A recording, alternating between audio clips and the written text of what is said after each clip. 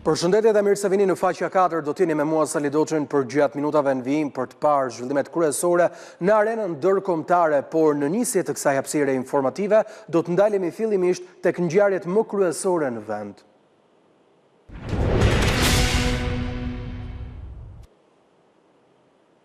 Tubimi i socialistëve në sheshin Skënderbej kthehet në ftesën e shumicës për të marrë votën e shqiptarëve, por jo për mandatin e 4, por për futjen në Bashkimin Evropian. Në simbolikën e 12 yjeve të Bashkimit Evropian, drejtuesit e 12 qarqeve premtuan se fitoria e socialistëve do të jetë në numra absolut. Fieri me 11 mandate, Durrësi me 9, Kuksi me 2 apo Gjirokastra me 4, socialistët kështu thonë se do të fitojnë mbi 80 mandate.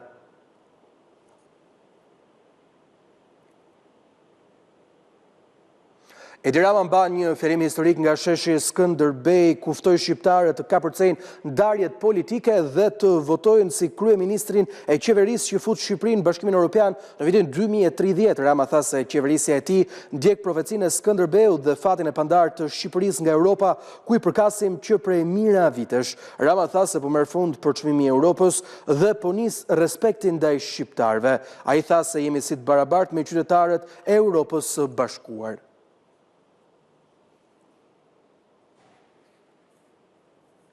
Prokurorët e Beratit kanë kërkuar dënim me burg për nënën e birë që detyruan djalin 10 vjeçar të publikonte video banale në TikTok, madje duke e dhunuar atë. Fëmia është detyruar edhe të konsumojë drogë.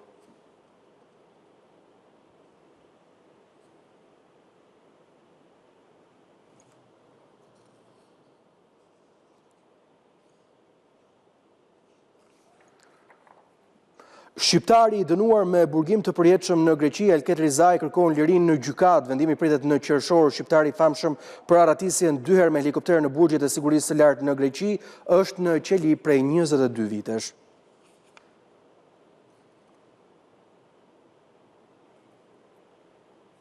Përhapja e fruthit në disa vendet e Europës, më së shumti në Shtetet e Bashkuara të Amerikës, ekspozon edhe Shqipërinë përballë rrezikut të përhapjes së kësaj sëmundje. Sipas mjekëve epidemiolog, rreth 8% e fëmijëve në vendin tonë nuk i kanë marrë të dyja dozat e vaksinës së fruthit, duke qenë të pambrojtur nga virusi. Mjekët apelojnë prindërit për vaksinim të fëmijëve sipas kalendarit për të mbrojtur nga sëmundjet që mund të kenë edhe pasoja të rënda. Prej më shumë se 20 vitesh, Rita Dede është misionare katolike e lindur në një familje me traditë të vjetër të krishterë. Ajo hyri në rrugën e Zotit pas një takimi me nën Terezën në vitet 90. Prej atëherë, 46 vjeçarja thotë se jetën e saj ja ka dhuruar Zotit.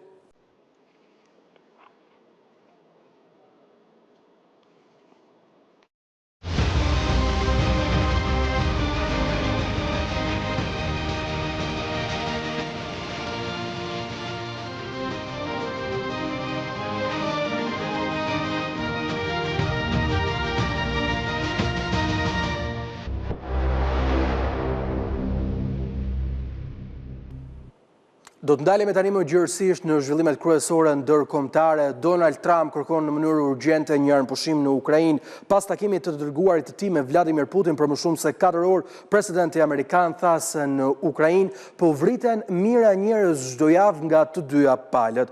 Një ditë pas zbulimit të planit amerikan për të ndarë Ukrainën dhe krahasimin me ndarjen e Berlinit, emisari amerikan Kellogg thotë se është keq kuptuar dhe se po fliste vetëm për disa forca sigurie. Steve Witkoff, i dërguari Donald Trump për lindjen e mesme, i cili vizitoi të premten Shën Petersburgun, zhvilloi një takim për rreth 4 orësh me presidentin rus Vladimir Putin për të diskutuar fundin e luftës në Europën lindore. Takimi erdhi ndërkohë që Donald Trump i kërkoi Vladimir Putin nëpërmjet një statusi në rrjetin social Truth Social që të ketë sa më parë një armëpushim në Ukrainë. Kreu i Shtëpisë së Bardhë, i cili e ka bërë të qartë se po humbet durimin me Vladimir Putin, shkroi në statusin e tij se mijëra njerëz po vriten çdo javë. Bisedimet Putin-Witkoff u përshkruan si produktive nga Kirill Dmitriev, i dërguari i posaçëm rus dhe drejtuesi i Fondit Shtetëror të Pasurisë së Rusisë, i cili pati një takim paraprak me të dërguarin e Trump për lindjen e mesme. Ndërkohë që bisedimet SBA Rusi vionin në Shën Petersburg, i dërguari i Trump për luftën në Rusi-Ukrainë Keith Kellogg zbuloi planin e Washingtonit për të ndarë Ukrainën si Gjermaninë pas luftës së dytë botërore me murin e Berlinit. The Times solli një hartë grafike mbi ndarjen e trupave ushtarak ku në territoret e pushtuara do të ishte ushtria ruse në territoret neutrale trupat Ukrainës dhe në perëndim të këtij vendit forcat pagjëruajtëse britanike dhe franceze. Menjëherë pasi The Times publikoi planin e Shteteve të Bashkuara bazuar në vetë deklaratën e Kellogg, emisari Trump për luftën Rusi-Ukrainë mohoi se ai kishte sugjeruar ndarjen e Ukrainës. Kellogg tha se deklaratat e tij ishin keq kuptuar, ndërsa shtoi se ai po fliste për trupa pagjëruajtës ku nuk do të kishte përfshirje të Shteteve të Bashkuara. Kellogg tha në intervistën e tij për The Times se Britania dhe Franca, të cilat ishin ofruar për një plan pagjëruajtës, duhet të mendonin mirë gjithçka pasi Shtetet e Bashkuara nuk do të dërgonin trupa ushtarak në Ukrainë për asnjë motiv. Ndërkohë që Kellogg paraqiti këtë plan, Rusia mohoi sërish se do të lejonte trupat ushtarak të vendeve të NATO-s në Ukrainë, duke thënë se kushtet e saj nuk kishin ndryshuar. Moska e ka bërë të qartë deri më tani se është kundër anëtarësimit të Ukrainës në NATO dhe se nuk do të pranojë të heqë dorë nga territoret e pushtuara. Donald Trump, i cili ishte zotuar të jepte fund luftës në Ukrainë që në ditën e tij të parë në pushtet, është shprehur më herët se Kievit mund t'i duhet të heqë dorë nga disa prej territoreve të pushtuara në mënyrë që lufta në Europën lindore të përfundojë. Për të diskutuar më shumë mbi atë se çfarë pritet ndodh në luftën mes Rusisë dhe Ukrainës dhe negociatave gjithashtu mes Shteteve të Bashkuara dhe Moskës, do të kemë në një komunikim të drejtpërdrejtë Fatjon Softën, ekspert sigurie.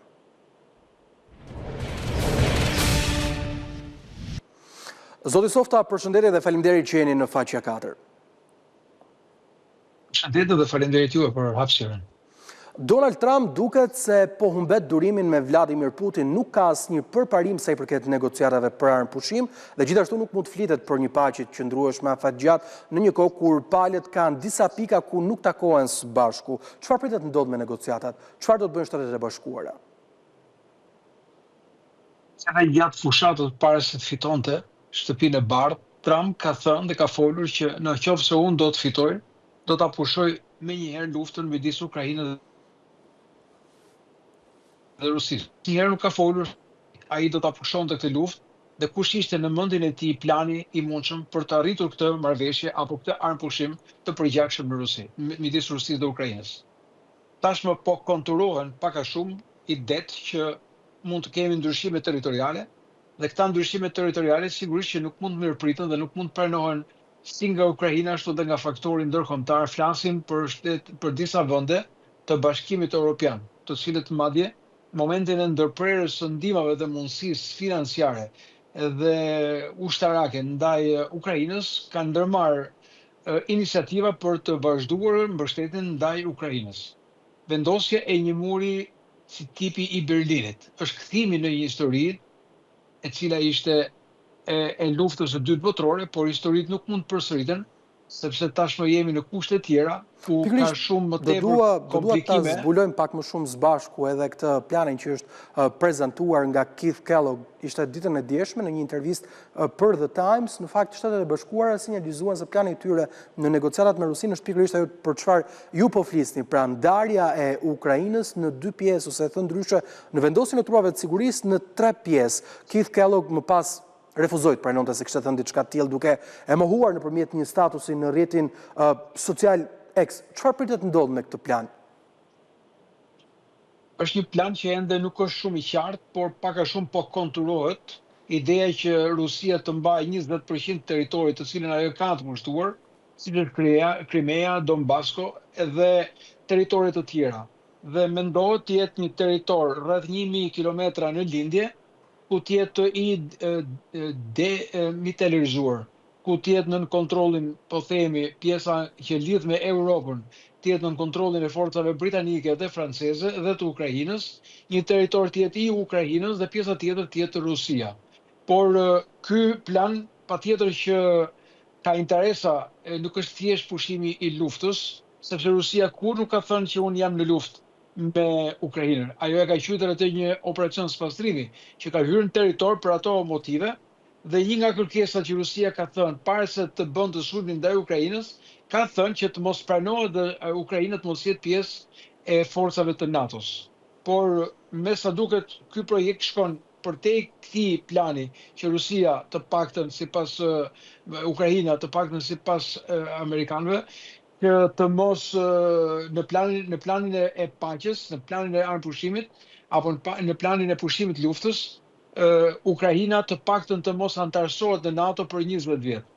ky territori pushtuar të njihet i pushtuar nga Rusia të njihet si territori tyre, dhe të jetë kjo pjesa tjetër neutrale, pra e ndarë këtu në një mur, ku do të ndahet pjesa europiane dhe pjesa tjetër që është pjesa e territorit që kontrollon sot kuptuar më Rusia. shumë se Donald Trump duket se kur po i bën planet i vetëm pa e konsultuar me Europën dhe Perëndimin, por në të njëjtën kohë kemi Perëndimin që thotë se në asnjë mënyrë nuk heqim dorë nga mbështetja për Kievin, pavarësisht deklaratave përçarëse të Donald Trump. Dhe pikërisht Perëndimi duhet ndalen dhe tek pranesa e tyre ndaj këtij plani. Në fakt është vetë Franca dhe Mbretëria e Bashkuar që janë ofruar të krijojnë një koalicion për të vendosur trupa paqëruajtëse në Ukrainë. Nga ana tjetër, vendet e Bashkimit Evropian, vendet perëndimore dhe antarët e NATO-s janë të dyzuar sa i përket këtij plani. Disa prej tyre e mbështesin, disa të tjerë thonë se në asnjë mënyrë nuk do të pranojnë dërgimin e këtyre trupave paqëruajtës. A pritet kemi një përçarje të Europës sa i përket fatit të Ukrainës, duke qenë se kemi dyzime brenda këtij vendi, ndërkohë që nga ana tjetër Shtetet e Bashkuara thonë se faturën për mbrojtjen e Ukrainës në të ardhmen duhet paguaj pikërisht Europa, pasi mes Shteteve të Bashkuara dhe Ukrainës ka një oqean që i ndan. Parët që refuzuan të paktën nërmjet deklaratës Melonit ishin italianët. Qeveria italiane me Melonin krye deklaroi që nuk kemi ushtar, nuk do të kemi ushtar dhe nuk do të jemi në një mision paqëruajtës në Ukrainë. Ndërkohë që Italia ka qenë një nga vendet e njohura për misionet paqëruajtëse në botë, dhe madje trupat italiane, forcat italiane janë më të pranuara në të gjitha vendet e mundshme ku ato kanë marrë pjesë në këto operacione paqëruajtëse. Por me sa duket Europa nuk është shumë e qartë në raport me raportet me Shtetet e Bashkuara të Amerikës. Ka dy skenar. Një skenar është lufta ekonomike, e cila tashmë duket sikur është në horizont dhe shumë afër që kjo gjë të ndodhë. Ka prova, tentativa, ka masa dhe kundër masa, ka pezullime për 90 ditë, ku Trumpi thotë kaq ngritjen e produkteve që mund të hyjnë në territorin amerikan dhe Europa bëhet gati për një paketë për t'ju të përgjigjur, pavarësisht nga paqja e përkohshme për 90 ditësh, dhe raporti me Ukrainën, ku gjithë problemet shtrohen në raportet me Rusinë. Por kjo do të jetë një situatë shumë e pa parashikuar pastaj. Nuk është problemi për të pushuar luftën në Ukrainë, por kjo mund të japë motive Serbisë për të thënë që shiko, unë e dua veriun e Kosovës dhe më duhet përdor forcën ushtarake, sepse forca ushtarake mund të krijojë pikërisht atë dhe është diskutuar edhe për sa i përket shkëmbimit territorëve midis Kosovës dhe Serbisë. Europa e ka bërë të qartë se nuk do ta pranojë diçka të tillë. Pra, kemi, le të themi, nëse mund të heqim një paralele që padyshim nuk është e njëjta sa i përket luftës Rusi-Ukrainë, pra ju thoni që do të kemi në të njëjtën situatë edhe Europën, e cila do të jetë e përçartë dhe do ta kundërshtojë planin e Donald Trump, pra për t'i lënë territoret të Ukrainës pikërisht Rusisë. Ndërkohë Trump e ka thënë vetë që Ukraina duhet bëhet gati të heqë dorë nga kufit e saj vitit 2014 të paktën dhe sigurisht jetë e aftë e gatshme që të negociojë në tryezën e bisedimeve kufin e vitit 2022. Nëse kjo do të ndodhë, do të jetë një situatë shumë e vështirë dhe shumë komplekse, thash në raportet midis Shtetit Bashkuar të Amerikës dhe vetë Bashkimit Evropian. Disa herë nëpërmjet disa kanaleve të komunikimit, siç ishin dhe ato në sinjal, ato të cilët dolën dhe u bën të njohura për shkak të një gabimi, të një administratorit lartë të Departamentit Amerikan të Shtetit, ku futi dhe një gazetar, ku ata shprehen mendimet që ato kishin për Bashkimin Evropian, dhe ato kanë thënë her pas here që Bashkimi Evropian është krijuar pikërisht si një kundërpeshë ndaj Shtetit Bashkuar të Amerikës. Madje diskuton her pas here se mund të largohet nga NATO edhe Shtetet Bashkuar të Amerikës. Gjë që mund ta lindë Europën në një NATO të vetën, pra në një forcë ushtarake të vetën. Dhe të gjitha këto janë problematika. Pra nuk është vetëm Ukraina, janë një sër problematikash të cilët mund të krijojnë një ndarje dhe muret e Berlinit nuk do të jenë vetëm në Ukrainë, por do të jenë ndoshta në thonjza edhe midis së Shtetit Bashkuar të Amerikës dhe vetë Bashkimit Evropian. Mirë, të paktën mund të ndërlikohen situatat. Po nga deklaratat e bëra pikërisht në samitin e fundit, ishte Marco Rubio i cili deklaroi se në fakt ka pasur një hiperbolizim nga ana e mediave, pra Shtetet e Bashkuara nuk duan të tërhiqen dhe të largohen nga NATO, por duan aleat më të fortë, cilët janë të gatshëm të përballen me të gjitha sfidat e sigurisë që bota po përballet sot, dhe Shtetet e Bashkuara vetë po përballen sot duke përfshirë këtu edhe rritjen e shpenzimeve ushtarake në atë që NATO kërkon në 5% prodhimit të brendshëm bruto, Shtetet e Bashkuara kërkojnë. Dua të ndalem pak sërish tek harta e sjell nga media The Times, pasi besoj keni parë dhe jeni të qartë me pjesën perëndimore ku do të jenë trupat e vendosur paqëruajtës të Mbretërisë Bashkuar dhe gjithashtu edhe të Francës. Kemi një pjesë duke përfshirë këtu Harkivin dhe qytetin Sami pikërisht në verilindje të Ukrainës ku do të jenë vetëm trupat ukrainës dhe sigurisht kemi pjesën janë ngjyrosur me ngjyrë të kuqe ku tregohet se territoret e pushtuara do të mbeten trupave ruse. Por në fakt, a është kjo hartë që tregon se Shtetet e Bashkuara duan të japin edhe një sinjal Moskës për të thënë se e gjithë pjesa blu qëndron e Ukrainës dhe perëndimit dhe Shteteve të Bashkuara dhe në rast se ai guxon të vjojë më tej me ofensivën e tij ushtarake duke përfshirë këtu Harkivin apo qoftë edhe Samin, kjo territor apo kjo pjesë territoriale e Ukrainës mund të antarësohet në NATO, mund të antarësohet në Bashkimin Evropian për të dhënë një kundërpërgjigje të drejtë Vladimir Putin. A është ky një sinjal?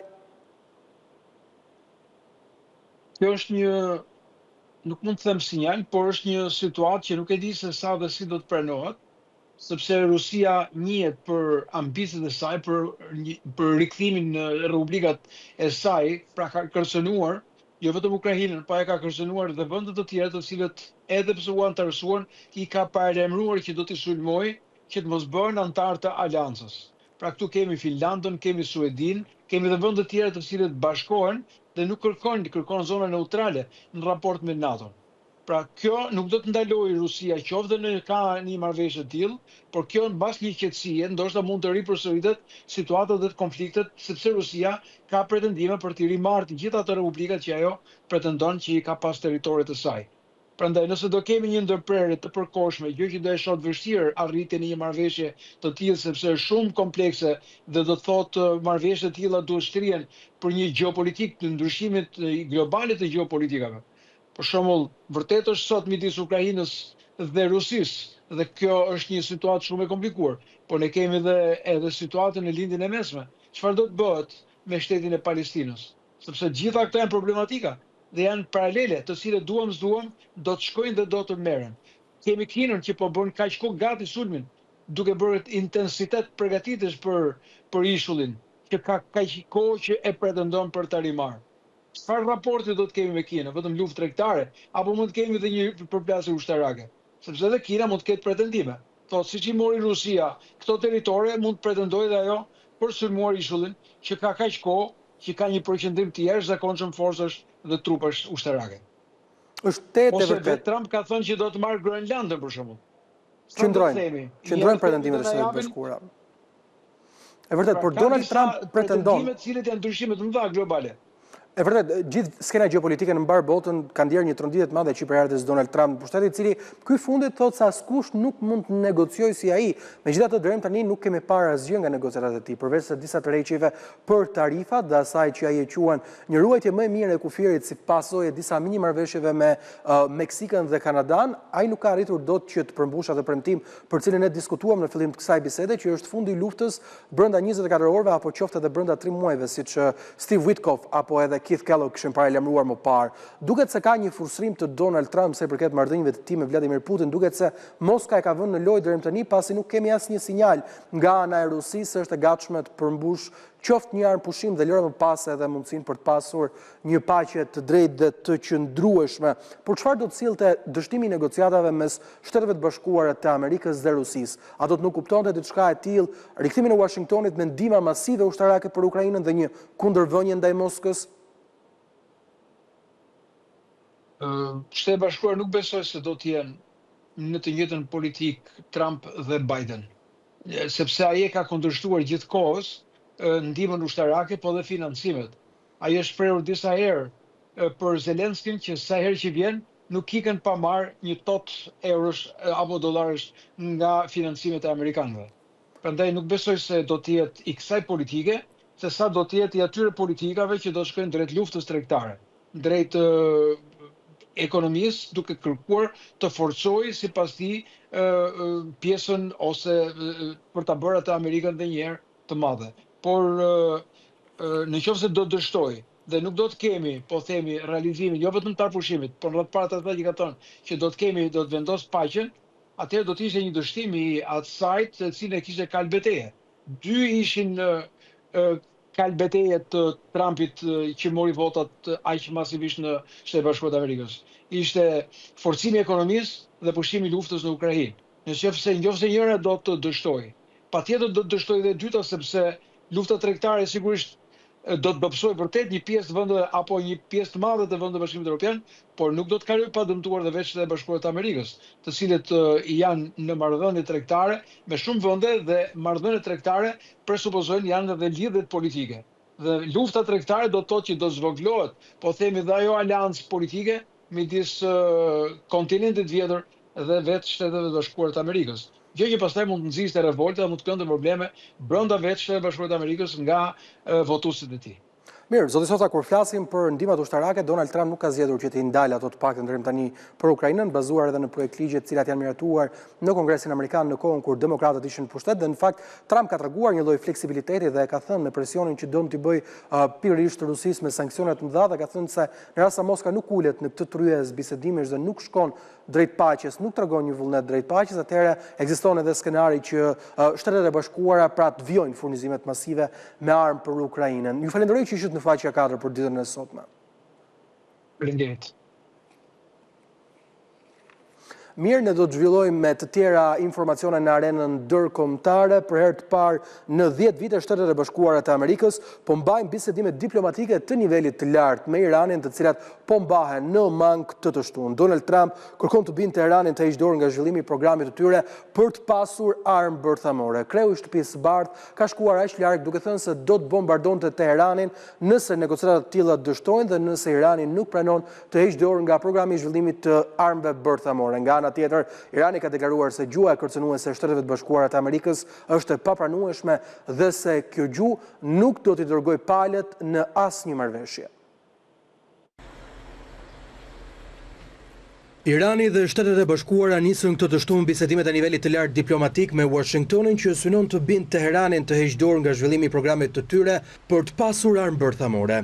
Bisedimet e kësaj të shtune janë të parat të një niveli të lartë që për vitit 2015, kur administrata ish presidentit amerikan Barack Obama kishte arritur një marrëveshje bërthamore me Iranin. Trump u dorëhoq nga kjo marrëveshje në vitin 2018 për gjatë mandatit të tij të parë presidencial. Zëdhënësi i Ministrisë së Jashtme të Iranit shkruajnë në X se bisedimet që ai quajti indirekte mes Shteteve të Bashkuara të Amerikës dhe Iranit kishin nisur në Oman. Teherani shpjegoi se secili delegacion kishte dhomat e tij veçmas dhe mesazhet do të shkëmbeheshin nëpërmjet ministrit të jashtëm të Omanit. Në bisedimet e kësaj të shtune, sipas asaj që shkruan Associated Press, fokusi do të jetë ulja e tensioneve rajonale, shkëmbimit burgosurve dhe marrëveshjet e mundshme që Washingtoni të lehtësojë sanksionet ekonomike ndaj Iranit dhe në këmbim Teherani do të vendosë kufizime dhe kontrolle në zhvillimin e programit të tyre bërthamor. Delegacioni amerikan kryesohet në këto bisedime nga i dërguari Trump për lindjen e mesme Steve Witkoff, ndërsa ai iranian nga ministri i tyre i jashtëm. Omani ka qenë prej kohësh një ndërmjetës midis fuqive perëndimore dhe Iranit, pasi ka ndërmjetësuar lirimin e disa shtetasve të huaj të mbajtur nga Republika Islamike.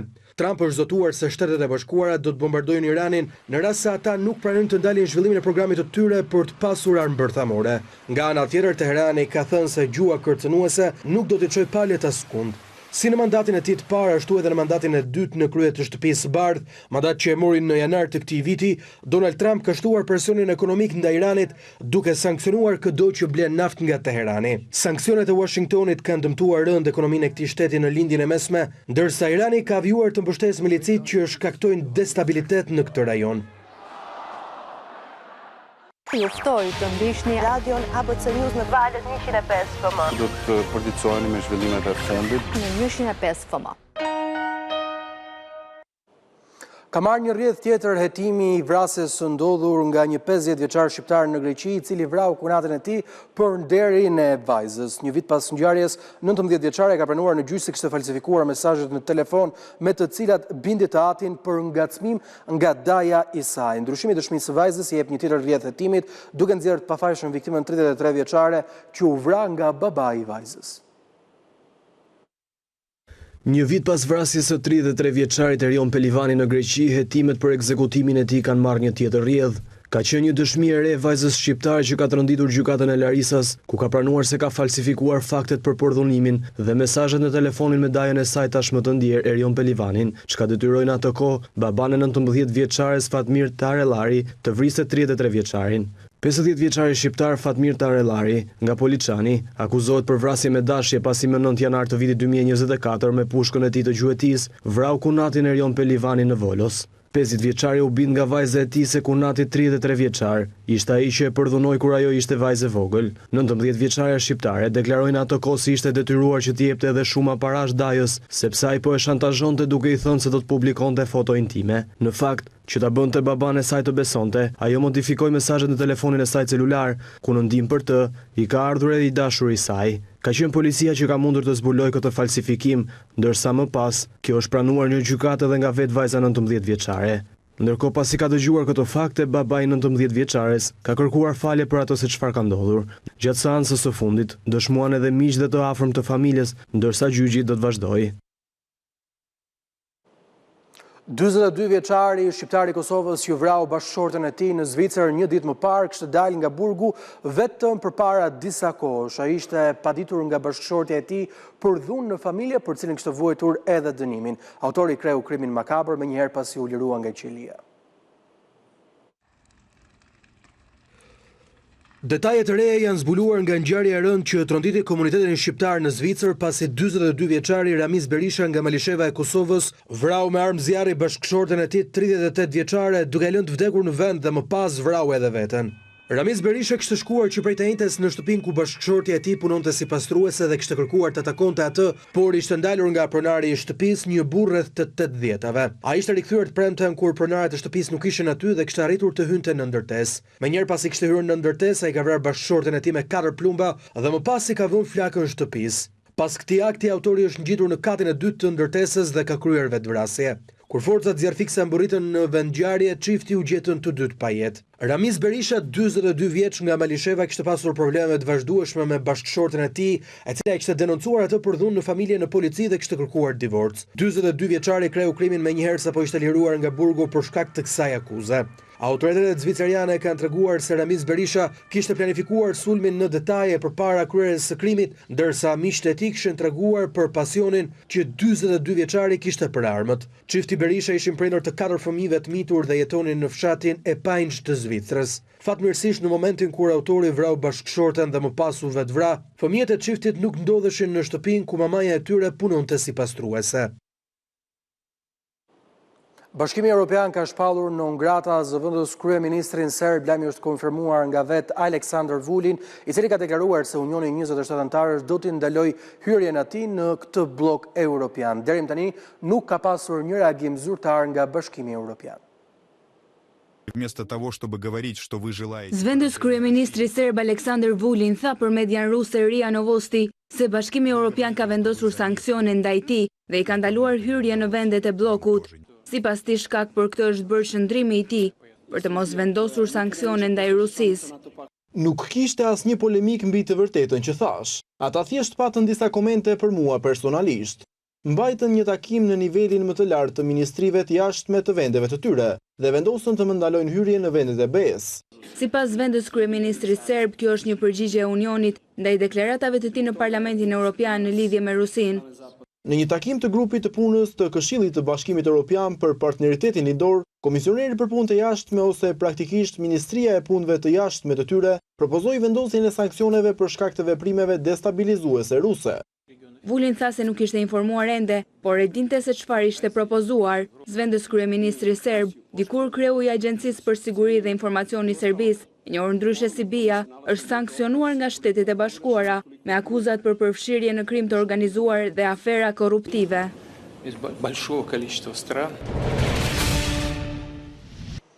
I rikthyer në faqe 4 për të parë të tjera zhvillime në arenën ndërkombëtare, sekretari amerikan i shëndetësisë Robert F. Kennedy Jr. ka bërë një premtim surprizues duke thënë se në Shtetet e Bashkuara të Amerikës shkaqet e autizmit do të zbulohen deri në muajin shtator, duke sfiduar kështu edhe shkencën. Kennedy, i njohur për qasjen e tij kundër vaksinave, thotë se ky zbulim do të ndodhë nga një grup shkencëtarësh, megjithatë ajo çfarë dim deri tani është se shkenca nuk ka arritur dot që për dekada ta bëjë këtë zbulim. Shtetet e Bashkuara do të zbulojnë shkaqjet e autizmit deri në muajin shtator. Është ky premtim i guximshëm që bëri Robert F. Kennedy Jr., sekretari amerikan i shëndetësisë dhe shërbimeve njerëzore në Shtetet e Bashkuara të Amerikës, duke sfiduar kështu punën e bërë nga shkencëtarët ndër dekada. Deklarata e Kennedy erdhi përgjatë mbledhjes së kabinetit ku pjesë ishte edhe presidenti amerikan Donald Trump. Sipas Kennedit është ndërmarrë një fushatë gjërë kërkimore që përfshin qindra shkencëtar nga vende të ndryshme, me synimin për të dhënë përgjigje pyetjeve që shkenca ende nuk ka sqaruar plotësisht. Në Shtetet e Bashkuara të Amerikës, numri të diagnostikuarve me autizëm është rritur ndjeshëm që nga fillimi i viteve 2000. Të dhënat e vitit 2022 tregojnë se 1 në 36 fëmijë 8 vjeçar janë diagnostikuar me autizëm, një rritje me 2.7% nga viti 2018 dhe 0.66% në vitin 2000 sipas Qendrës për Kontrollin dhe Parandalimin e Sëmundjeve. Megjithse plani ende nuk është bërë publik në detaje, disa zëra në grupat e shkencëtarëve kanë shprehur dyshimet për mundësinë arritjes së një përgjigje përfundimtare brenda një kohe kaq të shkurtër. Roth, një përfaqësuese e shoqatës së autizmit në Shtetet e Bashkuara, kritikoi gjuhën që e përshkruan rritjen e rasteve si epidemi, duke konsideruar këtë retorik të dëmshme dhe nxitse të panikut e të stigmatizimit ndaj personave autik. Rritja e rasteve të autizmit në Shtetet e Bashkuara, sipas presidentit amerikan Donald Trump, është e lidhur me faktorë artificial që po ndikojnë në zhvillimin e trurit të fëmijëve. Kryeju i Shtëpisë së Bardhë ka krijuar një komision të quajtur Make America Healthy Again, që përveç autizmit do të shqyrtojë edhe çështje si astma dhe përdorimi i medikamenteve të ndryshme tek fëmijët. Studimet e fundit kanë evidentuar disa faktorë të mundshëm që ndikojnë në zhvillimin e autizmit, përfshirë diabetin gestacional, i cili është i lidhur me një rritje të rrezikut për çrregullime neurologjike tek fëmijët. Kennedy ka shprehur gatishmërinë për të analizuar çdo pistë të mundshme nga vaksinat tek ambienti, ushqimi, madje edhe tek mënyra e rritjes së fëmijëve, ndonse shumë nga këto teori janë hedhur poshtë më parë nga shkenca. Një tjetër aksident ajror në Shtetet e Bashkuara të Amerikës, një avion i vogël është përplasur në një autostradë në Florida duke lënë pas 3 viktime. Sipas asaj që shkruajnë mediat amerikane, ka pasur një problem me timonin që është raportuar nga piloti. Ngjarja e rëndë vjen pasi të njëjtën në New York një helikopter urrëzua për pak disa sekonda dhe ra në një lumë të New Yorkut duke lënë pas 6 viktime.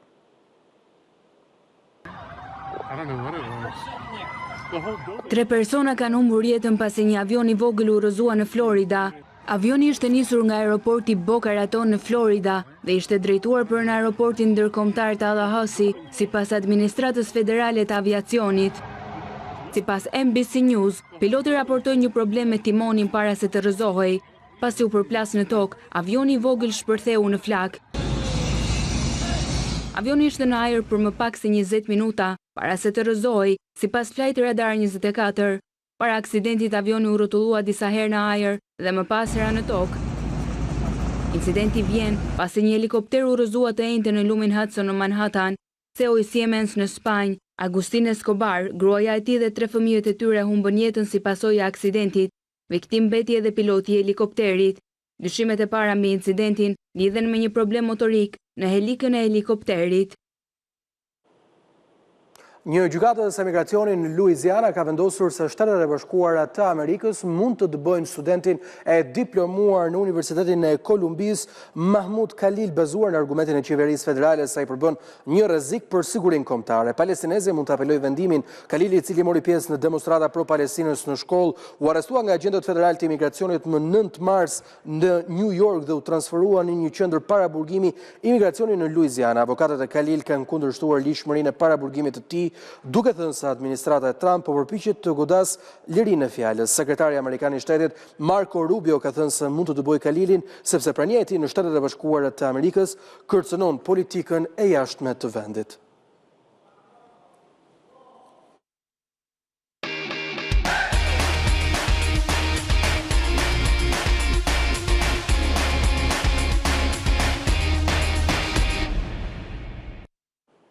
Presidenti amerikan Donald Trump i ka bërë thirrje Kongresit që të heqë ndryshimin e orës. Kjo do të thotë që amerikanët nuk do duhet të ndryshojnë orën e tyre 2 herë në vit. Dhoma e përfaqësuesve dhe Senatit duhet përpiqen fort për më shumë dritë të ditës në fund të ditës. Shumë e mbështetur dhe më e rëndësishmja, nuk ka më ndryshim të orës, një shqetësim i madh dhe për qeverinë tonë, një ngjarje shumë e kushtueshme, tha Trump në një postim në Truth Social. Propozimi i Trump nënkupton më shumë dritë në orët e mëngjesit dhe më pak në mbrëmje dhe mund të ndihmojë në zgjidhjen e debatit për ligjvënësit.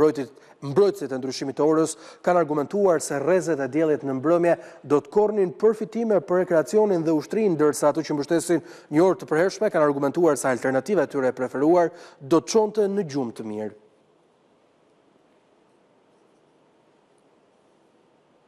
Një grua në Australi ka lindur foshnjën e gabuar. Klinika ku e bëri fertilizimin in vitro ngatroi embrionin duke vendosur atë të dikujt tjetër. Foshnja lindi vitin e kaluar, por lajmi u bë publik vetëm këtë vit. Nuk dihet ende se kush mban kujdesnarinë e fëmijës. Një grua në Australi lindi foshnjën e një të panjohuri pasi mori embrionin e një pacienti tjetër nga klinika e saj e fekondimit. Sipas klinikës Monash IVF, një nga më të njohurat në vend, gjithçka ndodhi për shkak të një gabimi njerëzor. Stafi zbuloi se një embrion nga një pacient tjetër ishte shkrirë gabimisht dhe transferuar te nëna e lindjes, deklaroi një zëdhënëse e klinikës. Mediat australiane raportuan se foshnja lindi në vitin 2024, por detaje në lidhje me kujdestarinë e fëmijës nuk janë bërë të ditura, por ngatresa u zbulua vetëm këtë vit në qytetin e Brisbane. Kompania tha se i kishte raportuar episodin tek rregullatori përkatës në shtetin e Queensland. Vitin e kaluar firma zgjidhi një padi grupore nga më shumë se 700 pacient, duke mos pranuar asnjë përgjegjësi, pasi pretendon se klinikat e saj shkatëruan embrione potencialisht të qëndrueshme.